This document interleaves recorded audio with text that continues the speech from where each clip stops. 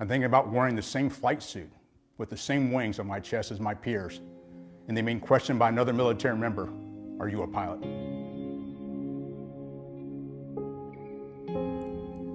As the commander of Pacific Air Forces, a senior leader in our Air Force, and an African American, many of you may be wondering what I'm thinking about the current events surrounding the tragic death of George Floyd. Here's what I'm thinking about. I'm thinking about how full I am with emotion, not just for George Floyd, but the many African Americans that have suffered the same fate as George Floyd. I'm thinking about protests in my country, 'tis of thee, sweet land of liberty, the equality expressed in our Declaration of Independence and the Constitution that I've sworn my adult life to support and defend. I'm thinking about a history of racial issues and my own experiences that didn't always sing of liberty and equality. I'm thinking about living in two worlds, each with their own perspective and views. I'm thinking about my sister and I being the only African Americans in our entire elementary school and trying to fit in. I'm thinking about then going to a high school where roughly half the students were African American and trying to fit in.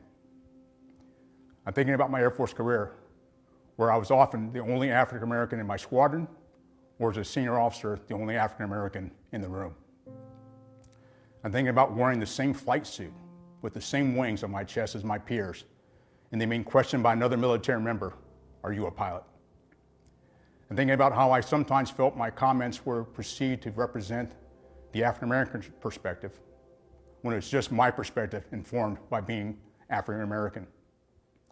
I'm thinking about some of the insensitive comments made without awareness by others.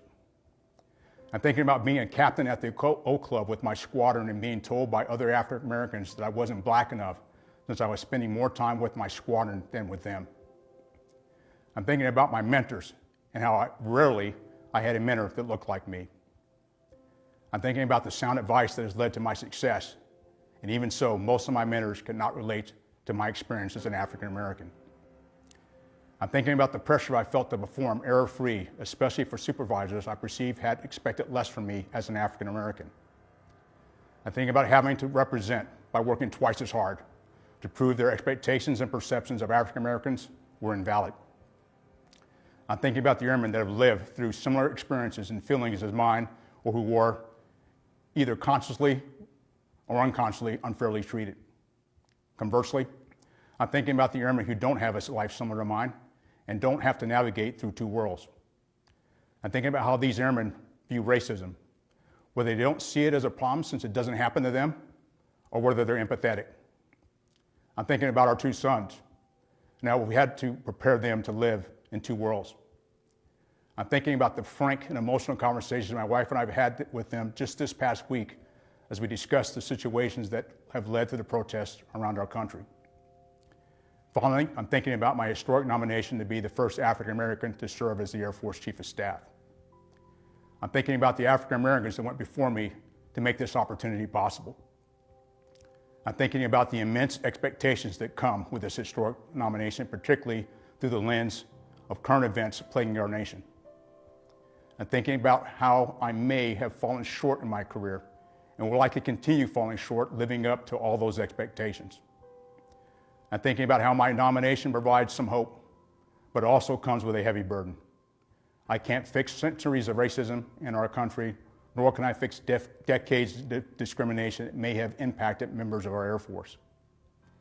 I'm thinking about how I can make improvements, personally, professionally, and institutionally, so that all airmen, both today and tomorrow, appreciate the value of diversity and can serve in an environment where they can reach their full potential.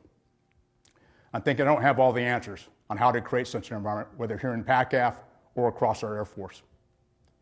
I'm thinking about, without clear-cut answers, I just want to have the wisdom and knowledge to lead during difficult times like these. I want the wisdom and knowledge to lead, participate in, and listen to necessary conversations on racism, diversity, and inclusion. I want the wisdom and knowledge to lead those willing to take committed and sustained action to make our Air Force better. That's what I'm thinking about. I want to know what you're thinking about. I want to hear what you're thinking about.